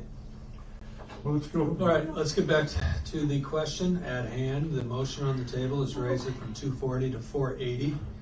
Has everybody had the chance to speak? No, I have a question for Mike. Mike, Okay. I'm noticing, for instance, so when we're balancing having to raise the HOA with raising the F&B, is there any opportunity to pare down some of these other costs? And forgive me, but I don't remember hearing an explanation, for instance, of why our legal fees are proposed or expected to go from $110,000 to $150,000. Is there any way to compare that? There's a reason for that, and I'm not sure if we can discuss that in this meeting. There's a reason. You've sat in the Finance Committee meetings and you've sat in the board meetings, you know what that is. Oh. There's a reason for it that we're not allowed to discuss here because of the legal So that's what you ramifications of think it. this is gonna, okay. Yeah. So you feel like you've put as sharp a pencil as you possibly can to this budget? I think that myself, David's a club professional manager, Bill Aldridge is a professional business guy. We have 7 people on the Finance and Credit Committee Yep. have been through, each one of the budget packages is 40 pages. Too many. 42. It's probably 40 or 45 pages of tiny print, line item detail, where we've reviewed every single cost between the fact that James needs $11 to buy a new wrench next year, and, you know, we need $50 worth of frying pans. I pay the same dues that everybody else do, and I would like to see them not go up. Yeah. But I think that it's the frailty that we have if we ignore the realities of the cost of running this business is that we're gonna end up with a substandard product to deliver to our members, and then we end up putting the club at financial risk. And that's our primary goal, is to protect the financial stability of the club, to make sure that, you know, we deliver a nice product to our members. As long as you feel like we're not. And I'm gonna jump in here since you mentioned Bill Aldridge. Bill Aldridge had sent me an email that I'll read on that. He's part of the finance committee, one of those businessmen we have on there. And this is his email to me. He says, having a restaurant bar is one of the reasons people join MLCC. If MLCC didn't have a restaurant, bar, swimming pool, tennis courts, and workout room, we would never have purchased our home here. The MLCC restaurant and bar is an amenity, and its non-cost of goods expense should be spread over the entire 1,069 members, just like the other amenities are. In 2019, we spent, and he lists money that we spent on the golf course, food and beverage, pool and rec, clubhouse, pro shop, so on. People think the restaurant's a money-making business within the MLCC buildings. What if we are to charge $20 per round to golf to offset the horrendous cost of keeping the course in great condition? That would seem to be a reasonable rate to play, or $5 per trip to the pool or tennis courts or fitness center. Point is, the mindset needs to be changed within our membership. We need the food and minimum increase. That's from Bill Aldridge. That's a good point, because the only other thing you could do is take this down to, say, a $250 or $270 thing and then charge greens fees. Some clubs do that, and I think this is a much less egregious cost. It's basically a use it or lose it cost. Mhm. If you come up and spend buy $400 worth of food, you have no food minimum. You've come up here, you've eaten that $400 and change. I agree with you. I'm just trying to figure out how to get people to buy into this notion, because when you get to this point where you're talking about shutting down amenities, when I first came here, it was, well, we're not going to have aerobics classes anymore, which was like a drop in the bucket. They cost like 50 cents or something. Mm-hmm. And when you get to a point where you're constantly saying, we're not going to have we're not going to have a dining room, we're not going to have the sand wedge, we're not going to have pools, we're not going to have this. Okay, you're not a country club anymore. You might as well plow in the back 9 and sell the lots off, and everybody gets them $100,000 or something, mm-hmm. which would be like $10 probably. But the point is, I guess if you're going to be a country club, you have to decide you're going to be a country club. And it seems to me that the food minimum is a lot less egregious way to go than to have a $25 flat out and it's going to go to the dining room anyway, by the way. Mm-hmm. You're just not going to get any food out of it. Is that not the case? Mm-hmm. I'm sorry. I don't understand the mindset. You live, and people tell me all the time, Wendy, you bought into a golf course, it costs a couple $1 million to run it. It's the truth. I don't like it all the time, but it's the truth. Okay, I think everybody has gotten an opportunity to express themselves here on this. I'm going to call for the question on here. The motion on the floor is to raise the food minimum from $240 to $480 yearly. It's been properly seconded and motioned, and all those in favor say aye. Aye. Aye. Aye. Opposed, nay. You're Nay. opposed? Am I going 5 to 1? 1, 2, 3? 1, 2, 3, 4, 5, Those, 5 to 1. I'm gonna ask one more time. Those in favor to raise their hand, okay? Those in favor, raise your hand. Aye. Those opposed, raise your hand. I see you, Jim. I got you. Isn't Zoom a wonderful thing? Okay, you have passed this motion. And that's it. Let's see, MLCC fee schedule. What is that? What do we got there? Brian asked me if That had the fees for the annual renter card and those different fees, so that is the fee schedule for part of that. Okay, so that's what we have. So that'll be the official document that I think it's the secretary signs to change our fees. No, we have a resolution for the food and beverage minimum, the fees are just approved. And Okay. those And changes that, are- you're talking about the $1,000 for the renter cards and. Yeah, everything that we approved, Right. we're going to the new fees. That's the fee schedule on the website, it has all those different Okay. items. Okay, the next thing on our agenda is the pool closure for November 6th. I know some people, when they probably saw this, thought we were closing the pool again. We are not. We're closing it for that Friday, November 6th, which is going to be the day of or the night, evening of the opener. And so, with whatever we're going to be able to do up here, we're going to have stuff down by the pool, and so the staff needs time to fix that up. So I don't think we need a motion or anything on that, but No. No, I think that can be management. information, Just information, just yeah. for that party. But the pool will be closed on that particular Friday, November 6th, so that staff can get out there and get it ready, get it going. And hopefully we'll see everybody at the season opener. I think that sounds great. Um, Do we have to have reservations for that? Yes. Yeah, Could I just recommend somewhere here, that a pro shop will be open? that's gonna be a separate one because of the COVID restrictions. He's gonna do a separate one that talks about wine and cheese, when you can come in.